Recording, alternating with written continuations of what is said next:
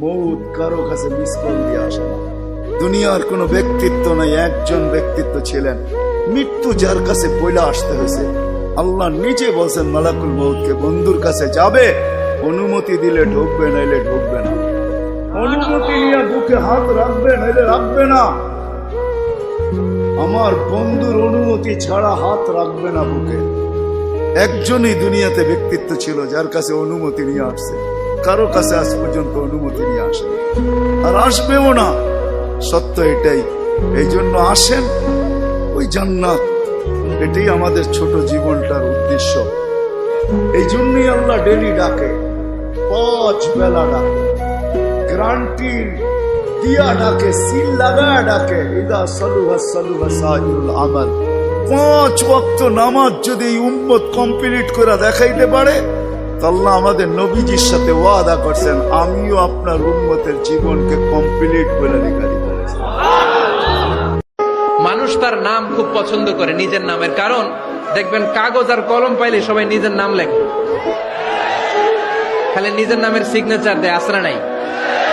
এরপরে দেখবেন যে কক্সবাজারে গেলে সাগরের তীরে বালু পাইলেই বালুর মধ্যে নিজের নাম লেখে, আবার ওই নামের পাশ দিয়ে লাভও আঁকে। যে ব্যক্তি সুবহানাল্লাহ বলবে, আলহামদুলিল্লাহ বলবে, লা ইলাহা ইল্লাল্লাহ বলবে, আল্লাহু আকবার বলবে, মিজানে দাঁড়িপাল্লা তার জন্য পরিপূর্ণ ঘোষণা করা হবে। আসমান জমিনের মাঝখানে যত খালি জায়গা, সব সওয়াব তার আমলনামায় দিয়ে দেওয়া। হাদিসের মধ্যে আছে, হাসরের ময়দানে আল্লাহ তাআলা বহু বান্দাকে এই রিয়া মানে লোক দেখানো আমলের কারণে বলবে, ইযহাবু ইলাল্লাযীনা কুনতুম তুরাউনা ফিদ দুনিয়া।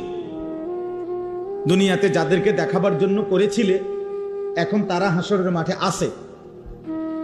হ্যাঁ, তুমি তাদের কাছে যাও, ফানদুরু হাল ইনদাকুম জাযাউন, গিয়ে দেখো তাদের কাছ থেকে কোনো বিনিময় পাও কিনা।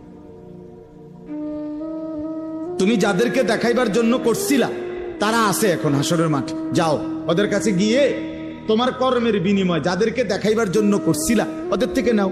আমার থেকে নিবা কেন? আমার জন্য তো করো নাই। বুঝছেন নি ফেসটাম নেই। তা আল্লাহ তাআলা যদি প্রত্যাখ্যান করে তো কে বিনিময় দিবে? কঠিন ব্যাপার এটা। কোরআন শরীফে আছে স্পষ্ট, আল্লাহ তাআলা বলছেন, ওয়ালা ইউশরিক বিইবাদাতি রাব্বিহি আহাদা। আমি আল্লাহর কোন ইবাদতের মধ্যে সামান্যতম কাউকে অংশীদার বানানো যাবে না,